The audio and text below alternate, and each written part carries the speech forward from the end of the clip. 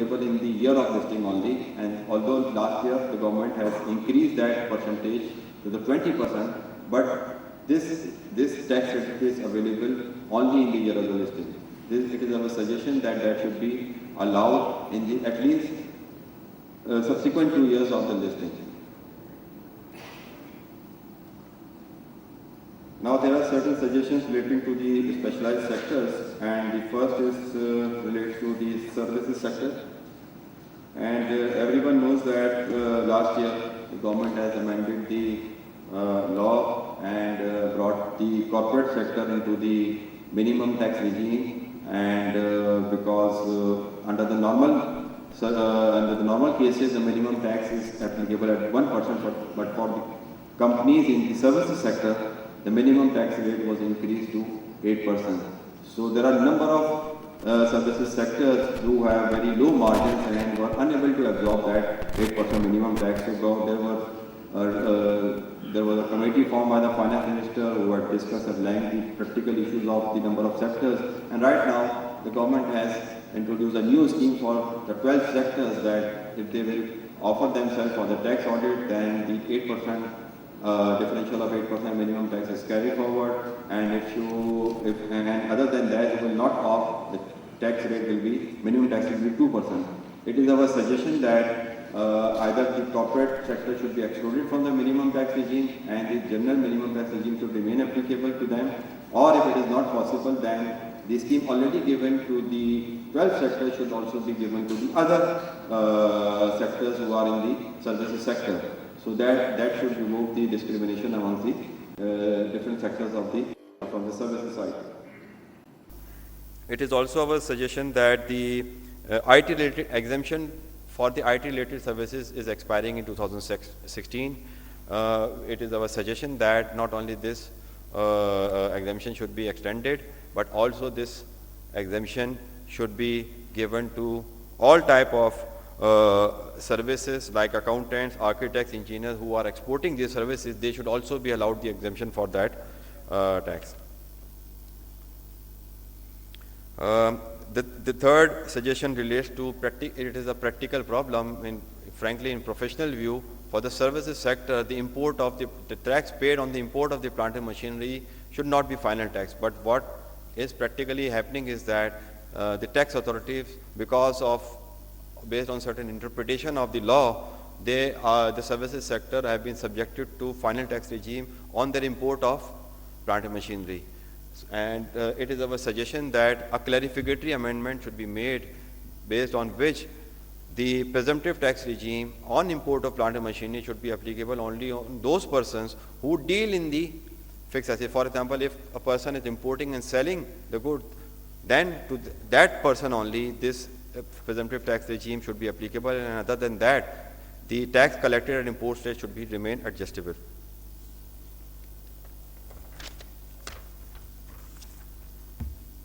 Now there are suggestions relating to the banking sector. The first suggestion relates to the tax rate. The tax rate is 35%, and for the other than banking, the tax rate is 32%, and it will be reduced to 30%.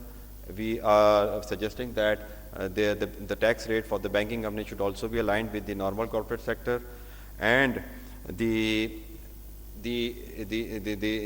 last year the dividend income and the long-term capital gain, which were taxable at 10%, were also taxed at 35%. I recall that when 7th schedule was introduced, it was a package deal, because the banks had an issue of allocation of expenses, and at that time when capital gain was not taxable, the banking sector had agreed to pay tax on the short-term capital gains at 35% and long-term capital gain at 10%. That continues for a few years, and now the government or the agreement which was made at the time of the introduction of the 7th schedule has now been reversed, and last year the dividend income and capital gain have now been taxed at the rate of 35%. So we are suggesting that that should again be brought under the tax rate of 10%. And the second suggestion relates to that the banking sector is allowed allowance against the bad debt of 1%, which is applicable on the total amount of advances. It is our experience that that percentage is unable to absorb the bad debt, so that percentage should be enhanced to 2%.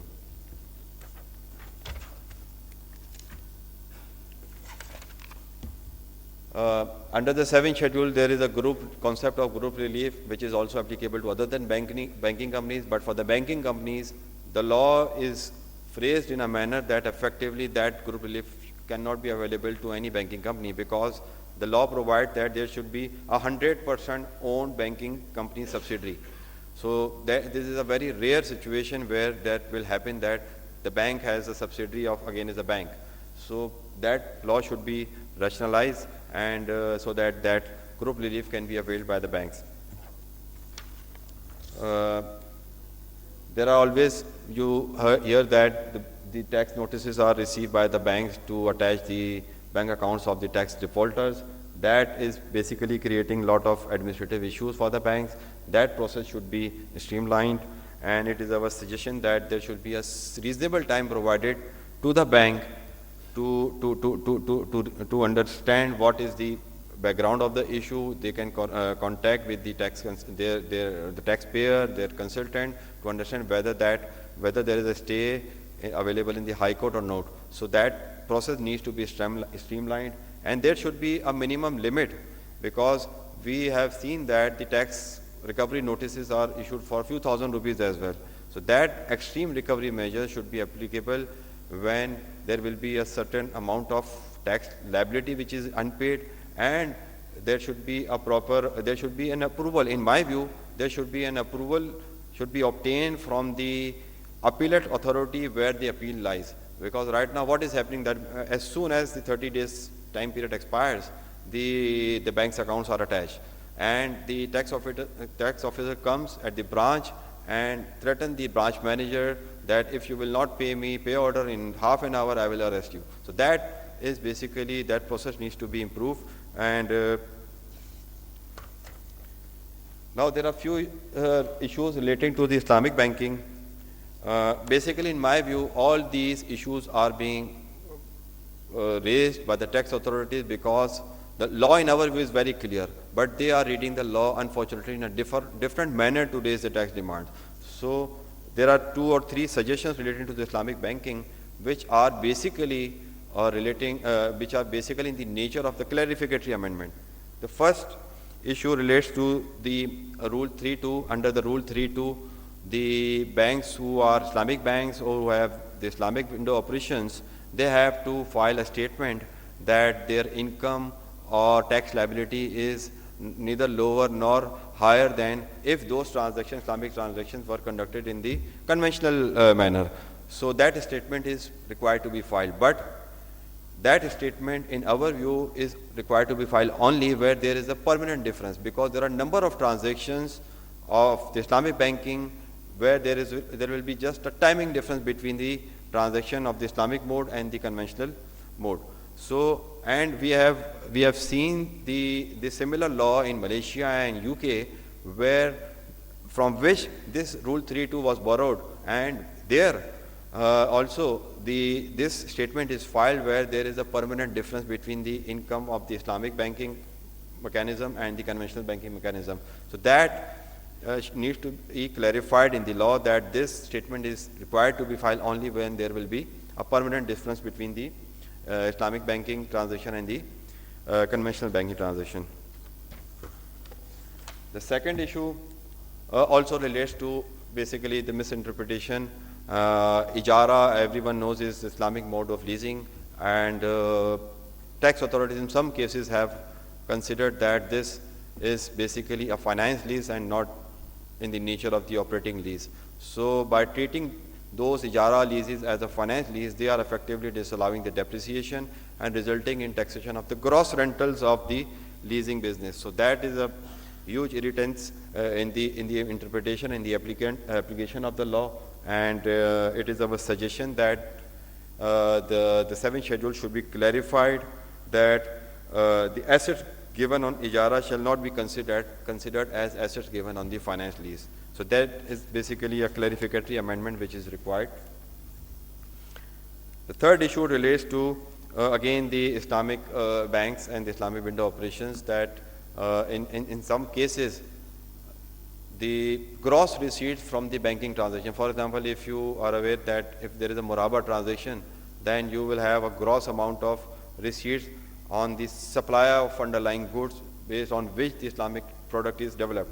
So the tax authorities have considered that the entire gross proceeds represents the turnover, which frankly is written in the agreement of Islamic transaction. But in substance, effectively, the net income of the transaction is the turnover, which should be considered for the application of minimum tax. And this is our suggestion that there should be also an explanatory amendment inserted in the 7th schedule. There is also a suggestion for the insurance sector. Life insurance companies are required to produce 2 sets of financial statement, statutory accounts under section 46 of the insurance ordinance, and the annual accounts required under section 233.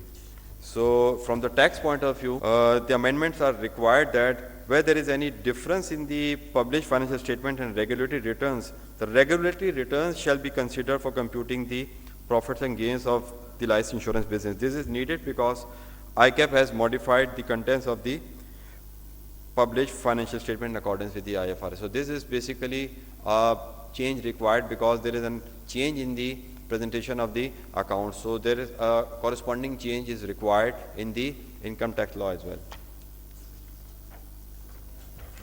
Insurance companies should also be exempted from the withholding tax, like the banks have been exempted, because there should be like to like, because the bank and like banks, the insurance is also a regulated sector, and accordingly their withholding should also be exempted like banks. This issue relates to oil and gas sector, and in oil and gas exploration companies, a depletion allowance is allowed at the rate of 15%, and very strangely, the tax authorities have determined that this gross receipts from the sale of gas should be reduced by the amount of the royalty, and the net amount the depletion allowance is allowed. So this treatment was unfortunately also upheld by the appellate tribunal. But it is our suggestion that that calculation should be reconsidered, and if required, a clarificatory amendment should be made, or in any other manner, this issue needs to be resolved rather than it can be left to the appellate authorities to decide. And this is our suggestion that at least this matter should be discussed with the ANP companies and tried to be resolved. And this is again the matter relates to the oil and gas companies. The petroleum development surcharge and gas infrastructure development cess is also recovered from the customers, and like sales tax or excise duty. So right now the definition of the turnover does not allow them to exclude these 2 charges from the amount of the turnover to apply the minimum tax rate. So this is our suggestion that these 2 levies should also be deducted from the amount of the turnover. Now there are few suggestions relating to the industrialization. The first relates to the extension of the tax credit under section 65B, D and E. These are expiring in 2016. These should be extended to 2018, and I am aware that the government has already almost decided to extend these credits to the 2020. So I hope that this will be done, and this is very good. These are the very good credits available for those who are basically investing in Pakistan in the manufacturing sector, and they should be further encouraged. And we have also it is not written in the ICAP's recommendation, but in our firm's recommendation we have suggested that the condition of 100% equity under the 65E should also be rationalized, and I am aware that the government is also considering this proposal. And the second suggestion relating to these tax credit is that those persons who are availing these credits, they are basically unable to practically utilize the benefit of these credits for the reason that when they go for the exemption certificate before the tax authorities, the tax officer, based on his reading of the SRO or notification, does not allow the credit against the tax liability, and as a result,